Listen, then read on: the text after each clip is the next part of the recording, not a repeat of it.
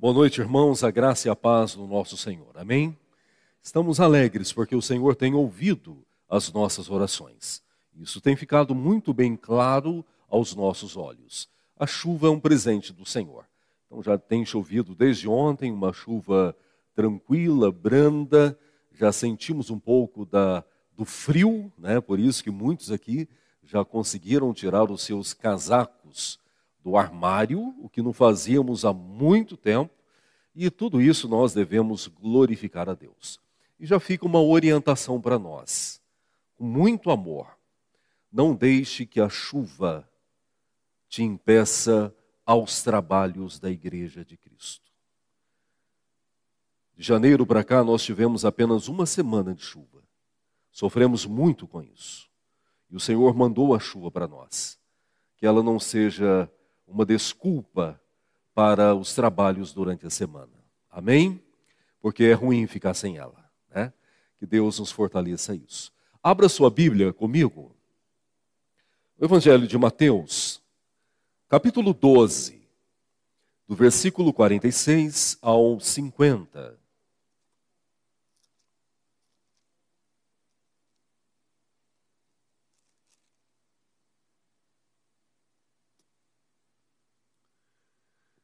Mateus 12, do 46 ao 50. Falava ainda Jesus ao povo, e eis que a sua mãe e seus irmãos estavam do lado de fora, procurando falar com ele. E alguém lhe disse: tua mãe e teus irmãos estão lá fora, e querem falar contigo. Porém, ele respondeu ao que lhe trouxe o aviso: quem é minha mãe e quem são os meus irmãos?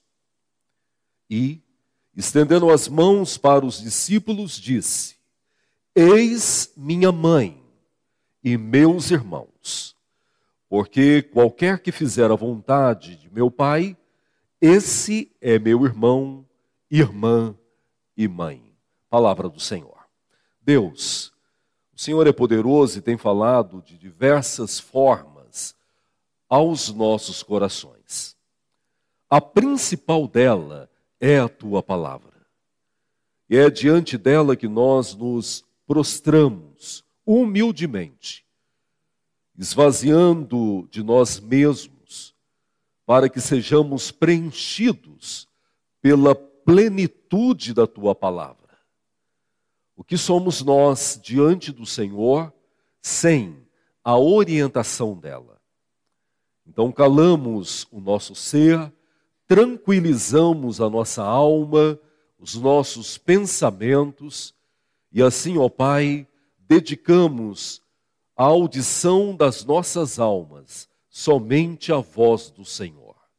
Fala conosco, precisamos de Ti, precisamos da direção da Tua palavra, em nome de Jesus. Amém.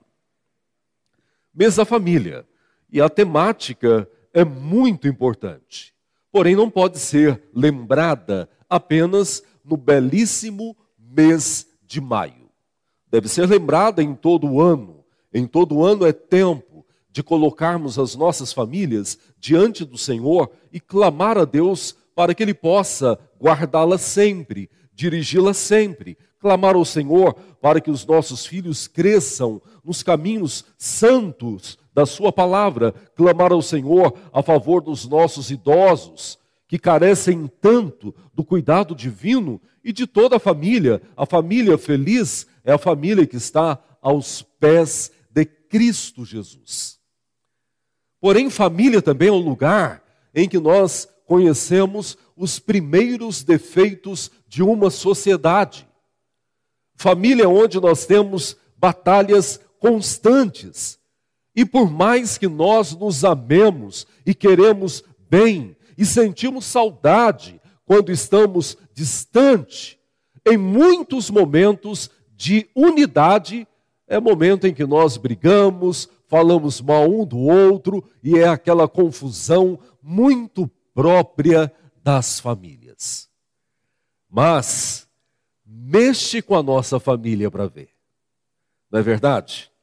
A guerra é entre nós. Agora, quando alguém de fora tenta guerrear contra um dos nossos, aí todo mundo se une novamente, as diferenças são esquecidas e é um por todos e todos por um. Família é isso. Família é onde nós encontramos refúgio, o abraço sincero, verdadeiro, mas família também é o local onde nós nos entristecemos, decepcionamos e nos frustramos muitas vezes. Mas nós não vivemos sem ela. E é por isso que é importante clamar ao Senhor para que possa abençoá-la. Jesus, o nosso Senhor, teve uma família.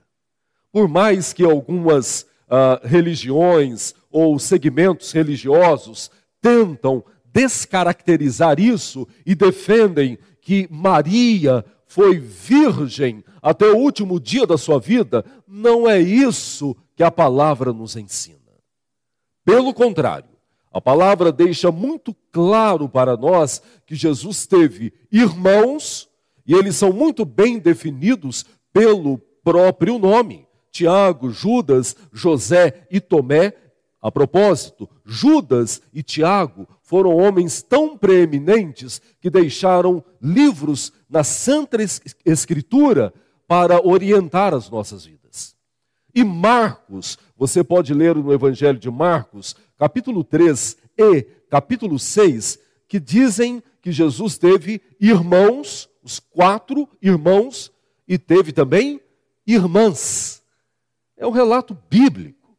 Eu não vejo nenhuma dificuldade em Maria ter tido Cristo de forma virginal, eterna, divinal, e depois ter tido filhos, e ainda assim continuar sendo abençoada, diferenciada entre todas as mulheres. Uma mulher de Deus, uma santa mulher de Deus, mas que teve outros filhos também, e isso não deprecia em nada aquela mulher tão maravilhosa. Mas o que ocorre? Jesus teve dificuldades com a família. E você vai encontrar isso em Mateus, Marcos e Lucas. O relato dos evangelhos é que os irmãos de Jesus não conseguiam compreender o chamado dele. E incrédulos, não aceitavam os ensinos de Jesus e não aceitavam a ideia de que Jesus era Deus, o que trazia sobre si a verdade do eterno. Você percebe em João, quando Jesus estava numa semana de festa do povo judeu, os irmãos de Jesus procuravam ele e disseram para ele: não suba ao templo. Era o dia da festa dos tabernáculos. Não suba. Por que você não vai para a Galileia? E lá você vai fazer os seus milagres, as suas pregações, distante de nós. E aí Jesus disse para eles: não é chegado o meu momento, não é chegada a minha hora, subam vocês para o templo, e eu farei outra coisa. Os irmãos subiram, e Jesus subiu às escondidas, oculto, porque os irmãos não queriam Jesus por perto. E aí Jesus chegou ao templo, lá as pessoas se agruparam a ele, porque não tem como ter Jesus perto, sem ter a sede de ouvir a sua voz. E ali ele anunciou as grandezas de Deus. Então, os irmãos incrédulos de Jesus revelam que a família sempre trará essa parte da imperfeição, esses momentos que entristecem os nossos corações. O texto, então, nós percebemos claramente o posicionamento de Cristo. Ele estava anunciando, pregando as grandes maravilhas da graça e da glória de Deus. O povo estava ouvindo falar do amor de Deus, do caminho santo, do propósito de Deus para a humanidade, do propósito de Deus para a existência da sua vida. A multidão ouvia a respeito do amor grandioso e eterno do Senhor e ouvia também sobre a eternidade. A pregação de Cristo ampliava a vida, revelando que o tempo presente era um pequeno reflexo de tudo o que Deus havia preparado na eternidade. As pessoas paravam para ouvi-lo. Foi quando alguém no meio da multidão chegou até Jesus e disse: Mestre, Jesus, a tua mãe e os teus irmãos querem falar contigo. Os evangelhos Mateus, Marcos e Lucas, que narram o mesmo episódio, não deixam claro para nós o que a família queria falar com Jesus. Mas dentro da cronologia dos evangelhos e da incredulidade dos irmãos, dentro dessa cronologia, é possível que os irmãos tenham procurado a Cristo para falar para ele o mesmo que falou em João. Jesus, para com essa conversa. Que você é eterno, que você é Deus, que você é o príncipe da paz, que você é a luz do mundo, que você é a estrela da manhã. Respeitando a cronologia dos relatos dos evangelhos, é possível que a família tenha procurado Cristo para falar as mesmas coisas que sempre falaram. A propósito, a incredulidade dos irmãos de Jesus só é transformada por Deus no relato histórico do livro de Atos. Capítulo 1, versículo 14.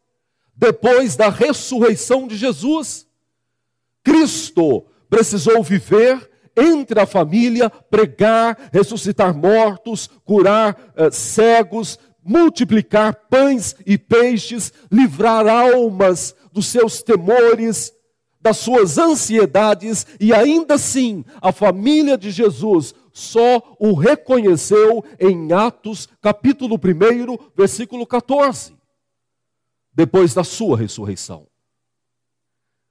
Então, quando Jesus ouviu falar que a família queria falar com ele, mas não conseguia acesso, não conseguia chegar até perto dele, porque estava lá fora e a multidão era muito grande e se alimentava das palavras eternas. Então Jesus respondeu à pergunta com uma questão muito profunda. Quem são os meus irmãos? Quem é a minha mãe? Quando nós olhamos para o posicionamento de Cristo e desprovidos desse conhecimento prévio que eu trouxe para vocês, pode ser que algum questionamento surja nos nossos corações a respeito da pessoa de Cristo. Nossa, mas a mãe foi vê-lo, os irmãos foram vê-lo, e ele não quer receber a família. O mesmo que hoje de manhã eu preguei e dizendo a alguns que queriam, entre aspas, segui-lo, falando, olha, deixe os mortos sepultarem os seus mortos. Não há tempo para você voltar para casa e despedir dos seus parentes. Mas que Jesus é esse? Que Jesus é esse que propaga um sentimento estranho pela família, que ignora a família, que ignora os idosos? E como eu falei de manhã, essa é uma perspectiva totalmente equivocada. Não é isso que Cristo está fazendo. Primeiramente, Jesus conhecia o coração da sua família. Conhecia as ações dos seus irmãos, incrédulos, não aceitavam a pregação de Cristo. Não aceitavam a vinda de Deus e a encarnação no Filho de Maria, irmão deles. Os olhos estavam tapados. Não é possível que alguém que está crescendo conosco é o Deus. Então Jesus conhecia o coração deles. Mas muito mais que isso, Jesus estava iniciando algo maravilhoso, o que Paulo trabalha na maioria das suas epístolas, chamando de a adoção. Uma família que transcende a família terrena, uma família que transcende a realidade consanguínea, uma família que transcende o nome que você leva. Cristo estava iniciando uma proposta eterna de Deus, revelando que a partir daquele momento havia uma família especial, uma família muito maior, uma família que não se preocupava com os elementos dessa terra, com os fatores terrenos, uma família que não se decepcionava e não se atemorizava com as crises desse mundo, mas uma família que tinha um coração voltado para os valores eternos, para os valores celestiais. Então o versículo 48, a indagação de Cristo, é carregada de justificativas. Quem é minha mãe? E quem são meus irmãos? Versículo 49, leiam por favor numa só voz.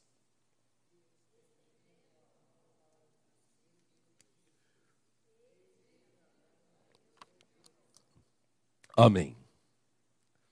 Que coisa maravilhosa. E esse é o centro do Evangelho. Saber, Ovídio, que você é da família de Cristo, isso não pode ter algo comparável a essa verdade. Saber que há aproximadamente 2000 anos, Jesus, ao responder um anunciante, que a sua família terrena estava lá fora querendo falar com ele, e Jesus responde que a família espiritual envolve também as nossas vidas nos dias atuais, e a igreja de Deus em todas as eras, em todos os tempos, em todas as línguas, em todas as nações. Isso é uma grande maravilha para as nossas vidas. E a forma abençoadora de Cristo é maravilhosa, porque Ele estende as mãos para aquelas pessoas que estavam ali, para os discípulos, e afirma: esses são os meus irmãos e a minha mãe. E aí, de forma maravilhosa, como não pensar na intimidade?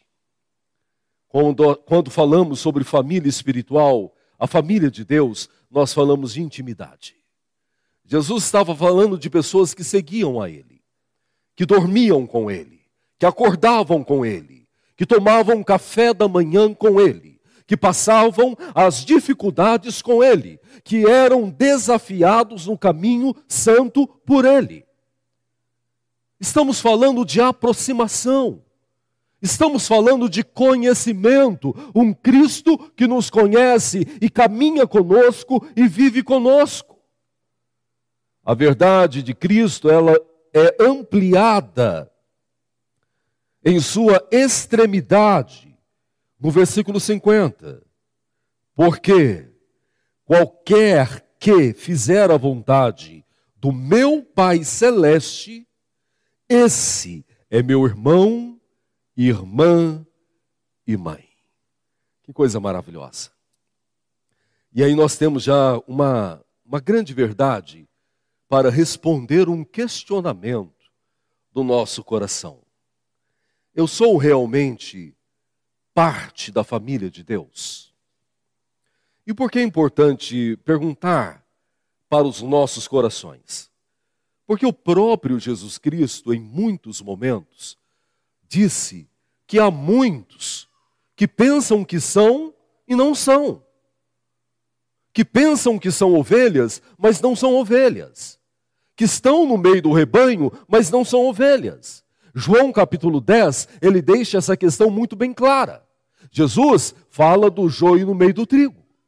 Nos últimos tempos, há um anúncio que diz o seguinte: e muitos naquele momento dirão para ele: Senhor, deixa-me entrar, porque no seu nome eu fiz isso, fiz aquilo mais. E aí Jesus vai olhar para ele e vai responder: mas eu não te conheço. Vai para longe de mim.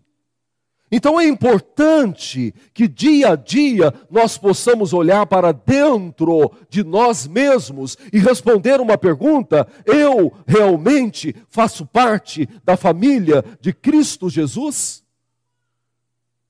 A resposta é bem definida. O que me faz parte da família de Cristo? E Jesus responde de forma tão direta, para não deixar nenhuma dúvida aos nossos corações.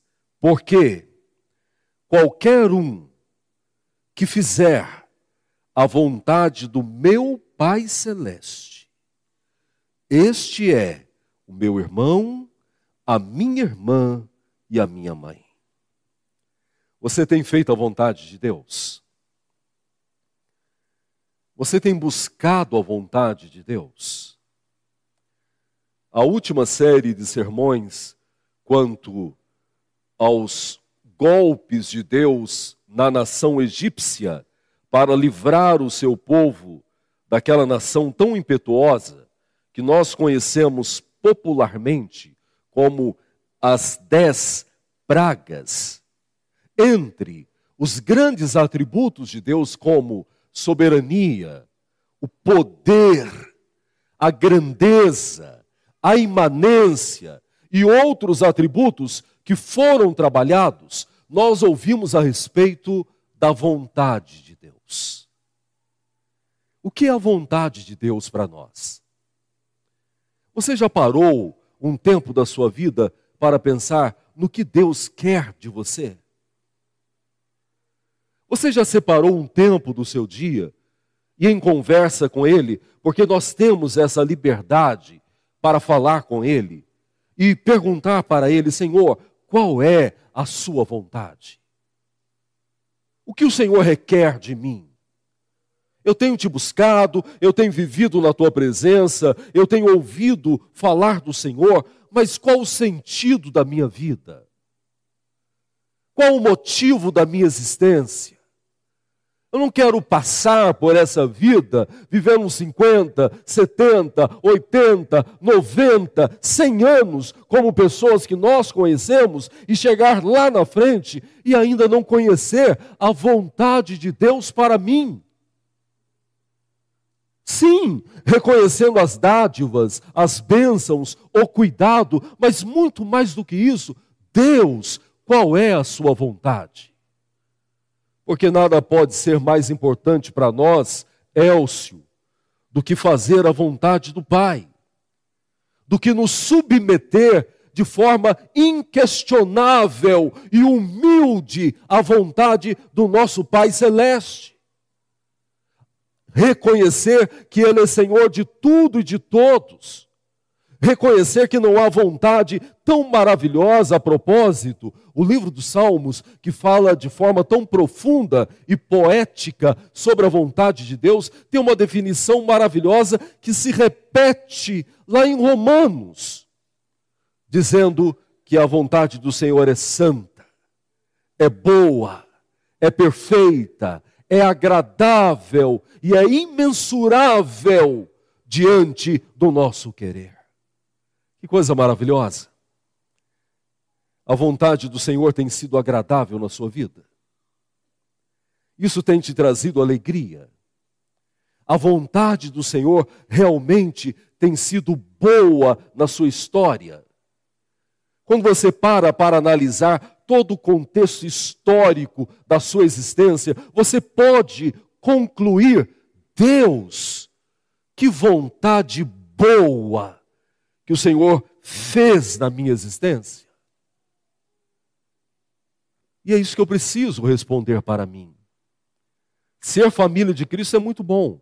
Hoje de manhã nós ouvimos um casal de missionários, Paulo e Fernanda, conhecidos da primeira igreja. E foi algo maravilhoso, porque depois dessa conversa com esse casal, nós tivemos a peça teatral e tivemos toda a abordagem sobre a igreja perseguida. E depois, no fundo, já tínhamos terminado, conversei com alguns irmãos e irmãs, e com uma irmã eu falei, isso é muito importante. Pensar nisso é muito importante. Pensar numa realidade que pessoas como a gente sofrem porque não têm a liberdade para cultuar a Deus e desejam ter uma hora para louvar a Deus livremente. Isso é muito importante pensar. Sabe para quê? Para que nós que temos a liberdade entendamos o valor da família espiritual. Como é bom estar juntos em família de Cristo Jesus. Como é bom sustentar aqueles que estão enfraquecidos. Não sei se você leu a mensagem da página de frente do boletim. Se você não leu, leia em casa. Foi uma adaptação que eu fiz de uma mensagem do reverendo Hernandes Dias Lopes. E ela é maravilhosa. Porque ela fala, para que serve a igreja como família? Senão para sustentar aqueles que estão fracos. Senão para alegrar aqueles que estão tristes. Senão para dar esperança para aqueles que estão sem esperança. Senão para dar motivação para aqueles que não veem mais sentido para a vida. Essa é a família de Cristo. Uma família que, mesmo sendo formada por pessoas tão diferentes, na adversidade é unida para glorificar a Deus, para buscar a vontade de Deus e para amar o próximo de forma prática, de forma transformadora. A resposta que Cristo deu àquele homem que informou que a sua mãe e os seus irmãos estavam lá fora querendo falar com ele, nós temos nos dias atuais. Pela graça de Deus, nós somos os irmãos de Cristo Jesus. Pela graça de Deus, nós somos irmãs de Cristo Jesus e mães de Cristo Jesus. Olha que privilégio maravilhoso. Na cultura do povo judeu, mãe e irmãos é algo muito próximo. Na cultura do Ocidente, isso perdeu um valor imenso. E a cada ano que passa aqui no Ocidente, família perde cada vez mais o seu valor. Mas na cultura do povo de Deus, não. Mesmo que toda a sociedade corrompida tenta corromper ainda mais a instituição que Deus fez, nós cremos que Cristo formou uma nova família. De homens e mulheres, feitos irmãos, irmãs e mãe, para a glória de Deus. Então, que você e eu possamos, dia a dia, olhar para os nossos corações, olhar para as nossas vidas como discípulos de Cristo Jesus e responder a cada dia, eu faço parte realmente da família de Deus. Que você possa, cada vez mais, buscar a vontade do Pai, cumpri-la, porque essa é a resposta que você vai encontrar no seu coração. Que Deus te abençoe, te fortaleça nessa família, em nome de Jesus. Amém. Obrigado, ó Pai, pela Tua palavra que é viva e poderosa, que exorta-nos, porque não há como encontrar um intervalo na Sua palavra, no qual nós não sejamos exortados por ela. Isso tem a ver com o nosso pecado, com a nossa falha. Mas obrigado também porque essa palavra santa nos revela algo maravilhoso.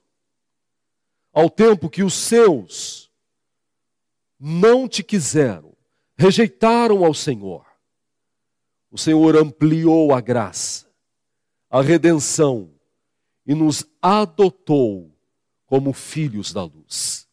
Irmãos, irmãs e mãe de Cristo Jesus. A família santa, a família celeste, a família eterna. Isso é um grande privilégio para as nossas vidas.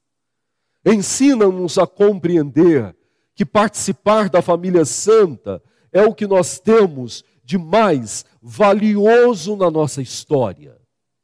E ensina-nos, dia a dia, a valorizar essa família, a entender que tudo que nós precisamos e dependemos acontece dentro da família de Cristo Jesus. E a partir dessa família santa, estenda as suas bênçãos à nossa família terrena. De maneira, Senhor, que aqueles da nossa família terrena, que ainda não te conhecem, que ainda não seguem ao Senhor, que ainda são incrédulos diante da grandeza de Cristo, possam ser chamados para participarem dessa família tão maravilhosa. É a oração que eu faço, em nome de Jesus. Amém.